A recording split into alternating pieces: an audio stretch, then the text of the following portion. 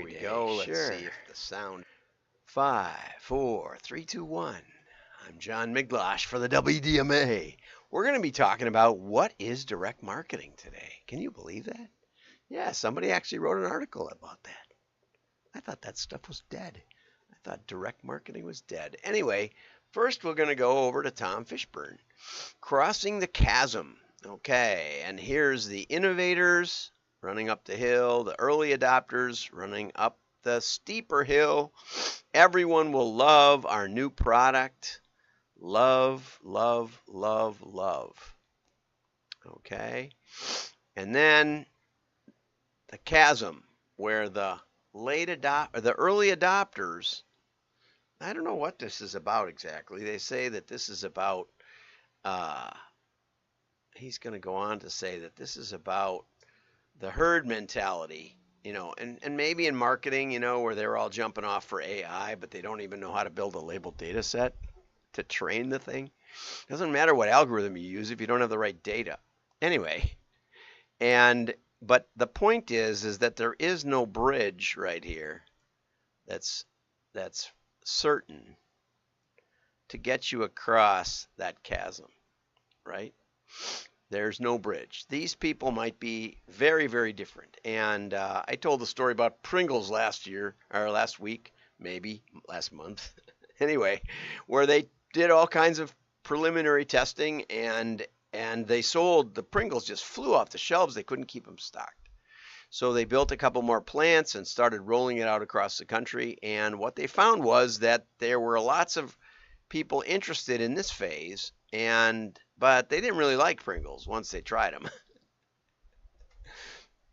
And so the demand did not take off as the test markets might have predicted. And we've seen this in other things. Betamax was much better quality than VHF. The original mobile phones were better quality than the cellular network. And Iridium Go, as an example, Iridium, the satellite network, was great if you traveled around the most remote parts of the world, but very, very expensive. But the cellular network took off because it was, it was inexpensive. Everybody could, it lowered the barrier of cost, right? I don't think the VR headsets have figured that out yet, but we're going to talk about that as we go into the article. And I have my latest patent is in a beehive. That's it's not really new. It's just a combination of many non-traditional beekeeping features: high insulation, a different kind of beekeeping frame, other things like that, and relatively inexpensive. So it's really targeted for gardeners more than beekeepers. But it turns out the bees are more flexible about their housing than the beekeepers. And so I'm probably still in this phase right here, but it is challenging. It's always challenging when you're bringing up a new product. What the challenges are hard to anticipate. So Tom has drawn this kind of commercial based on a 1991 classic, Crossing the Chasm book by Jeffrey Moore, which was based on a 1962 book, Diffusion of Innovators. Is it 62? Yeah. Okay, which was by Everett Rogers. And so he says, in a world where we run after the shiny object, it's nice to see something that's been around for more than 30 years. And that's true. And what it says is basically that early adopters and early majority have bedeviled marketers. What appeals to early adopters won't necessarily lead to customers in the early majority. And you see things like Peapod, and many grocery delivery services going under, the online grocery. The pandemic really gave it a shot in the arm, I think. And now there's a few that are actually seem to be viable. Sometimes the chasm is hard to see through the hype. A herd mentality can lead companies to leap like lemmings into the chasm. Another recent example is the scooter market, the electric bike and scooter rental. I watched, I don't know why I watched, but I watched this video of guys with powerful magnets fishing around in like city ponds, and they find scooter after scooter after these electric scooters for some reason thrown into ponds. And I don't know why exactly. It's just disgusting. Um, all those batteries and everything destroyed. Amsterdam bicycles, lots of scooters in the channels of Amsterdam. Anyway, the VR and the metaverse has been a classic recent case in point. Despite heavy investment and attention, Meta's Oculus platform has struggled to cross the chasm.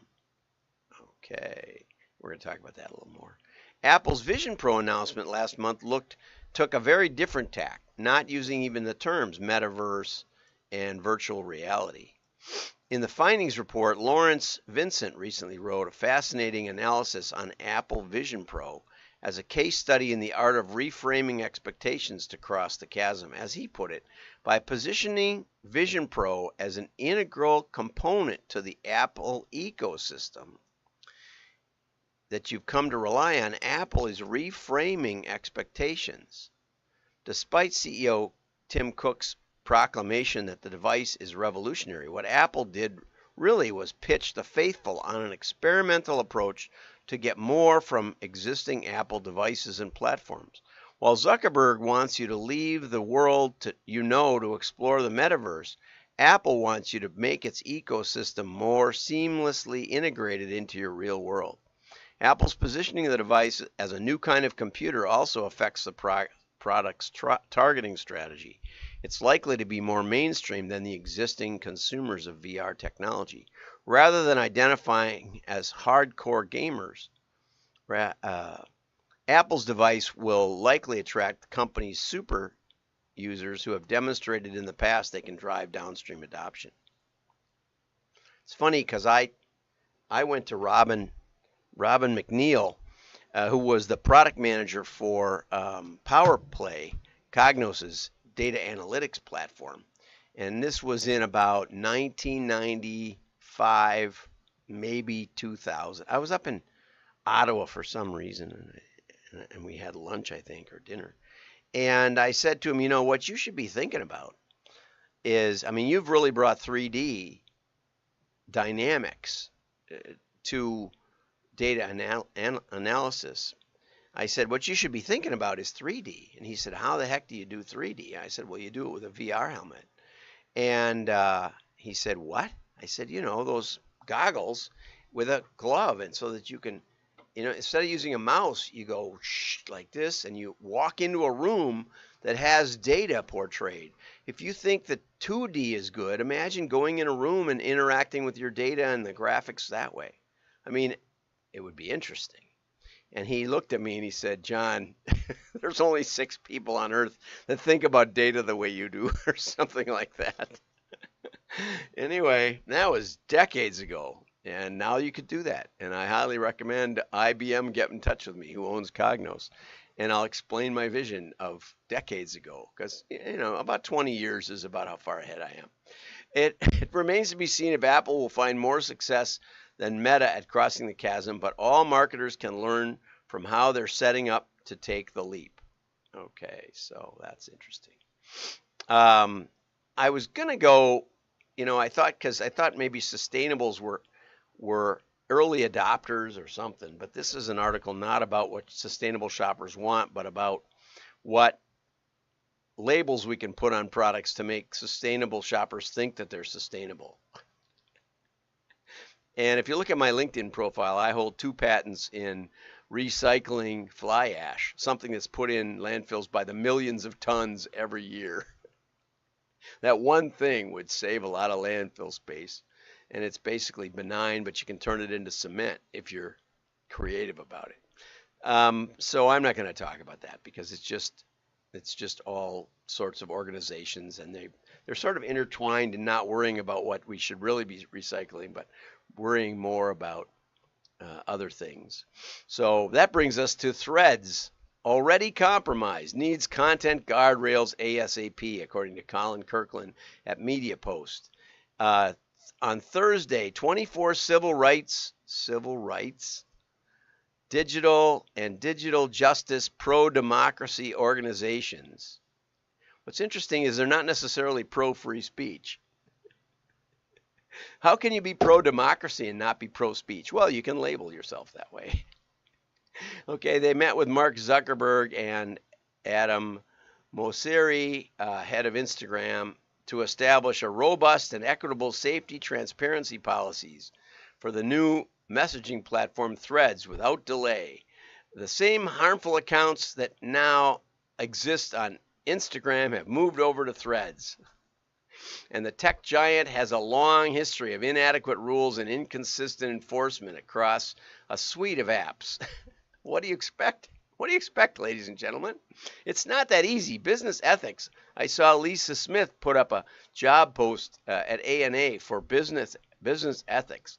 And I almost wrote back to her and said, isn't that an oxymoron? Aren't we above ethics in business? And, but it gets at the problem. There's the old drawbridge problem where you see your mate coming across the field running as fast as he can, chased by an army of enemies. And you know that the drawbridge raises slowly. So you can either close the drawbridge and doom your mate to death, or you can leave the drawbridge down and doom your city to death. Which do you choose? And that's kind of how these filters work. You can filter everything, or you can filter nothing. And what I think is funny is, they lump together neo-Nazis, which I've never run across, actually, in Twitter, election lies, and I don't know what that means, but I know that if you followed Nancy Pelosi or Hillary Clinton after 2016, the election was compromised, and we should go back and recount and do all these things. Interestingly, we had 3 recounts after Hillary's election in 3 different states. I don't remember there being election recounts in 2020, really. There was some forensics work where they found an enormous number of ballots had been invalidated, where the printed ballots didn't work in notable Republican counties in Republican precincts in Maricopa County, where Pennsylvania sent out something like 1.5 or something 1.8 million mail-in ballots and got back 2.4 million, where Wisconsin had in previous elections 12 to 15,000 disabled voters who were exempt from some of the voter ID regulations and voter on-site regulations of Wisconsin, and it all of a sudden went to about 160,000. In an election where there's only 20,000 difference. I watched firsthand as the Wisconsin election results came in early in the morning, where all of a sudden Joe Biden got 100,000 extra votes. Just one update.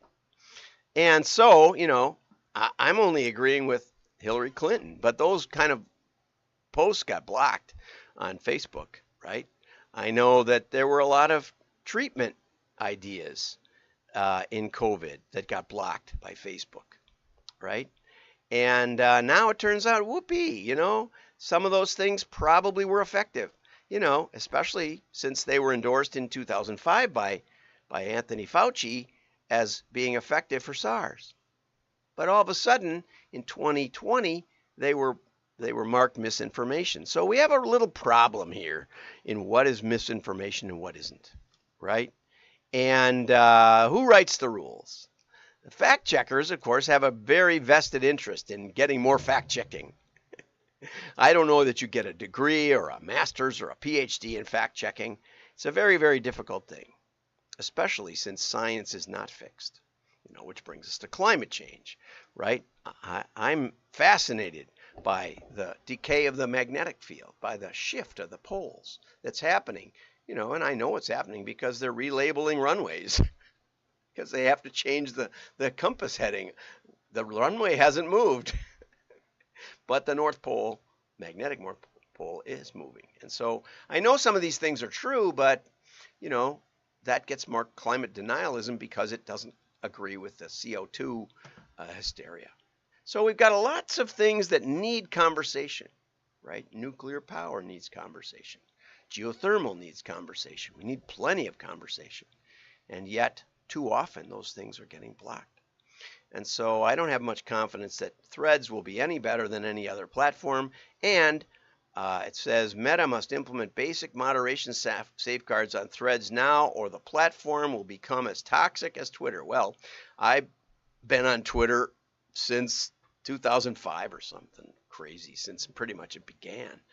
Or maybe I think it began in 2007 or 8, I think, but I've been on there for a long time. And it seems to me there's better conversation now than ever. You know, I see posts by conservatives getting bashed by other people. I see posts by liberals getting bashed by conservatives. You know, I see community guidelines posting something that clarifies stuff, that there might be a point to some of these things. And it seems all a lot more healthy than the big tech government collusion that we know is in evidence, and we can't seem to straighten that out either. So very dangerous when you start stopping free speech, because there often are some little guys in weird little chat rooms that have solutions for things that you won't hear if you just willy-nilly block them. I mean, they were blocking posts by the inventor of, or one of the co-inventors of, the mRNA vaccination technology, and other very, very reputable doctors and scientists were getting blocked because they didn't match up with the fact checkers, who were not doctors and were not scientists. So let's have a good, healthy fight. More fights, less fact checkers. That's what I say. And you can fact check this. You can fight with me down in the comments. Absolutely. We'll have you on the show. It would be wonderful, right? I don't see any comments yet today. Luckily, I don't have a big audience, and so it's not very dangerous what I have to say. Finally, we wanted to talk about direct marketing. And, you know, I think in my articles on LinkedIn and on I'll post my seminal co-authored paper with Connie Bauer about the definition of direct marketing. As far as I know, it was the first peer-reviewed definition of direct marketing to ever appear. And I think we wrote it in the late 80s. And it basically said that testing was the key, that every marketing effort seeks to cause a measurable effect. It may be, maybe you remember the product while you're strolling down the grocery store aisles, or maybe you click a website. Every marketing program wants a measurable effect. Some are more direct than others. The difference between direct marketing and everything else is that it's a heuristic system of testing, where we integrate testing into as a strategic weapon. Is it a tactic? No, it's not. The tactics are what media we might use, what messages we might test, and a whole array of other testing technology. So I wasn't too high on this, but I think it was interesting that Shandan wrote about it, because I haven't seen a lot of direct marketing articles. He focuses on the personal connection, which, you know, again, all marketing attempts to set up at some level, generating a client response and making it measurable. It's kind of like the traditional DMA definition, which I've had a lot of problems with. It doesn't give a lot of examples. It does down here mention catalogs and direct distribution. Not a lot of stories. It talks about targeting, but you know, the targeting tools that you have with mailing lists are maybe less comprehensive than digital advertising with contextual-based advertising. But he wraps up by saying, by communicating directly with potential customers or consumers via digital channels, marketers can fully control the consumer experience. You know, foster brand loyalty, gather crucial customer data that can be used to enhance marketing spending and ROI. It's all true, but it doesn't differentiate it from any other marketing, I wouldn't say. So I'll post my article and maybe another article that's a little easier to read. The one with Connie. Connie wrote most of it, and it was hard It's a little hard to understand. But I'll put them both in the show notes, wdma.org. Go over there, subscribe for free, and you can get access to the members section where the articles for every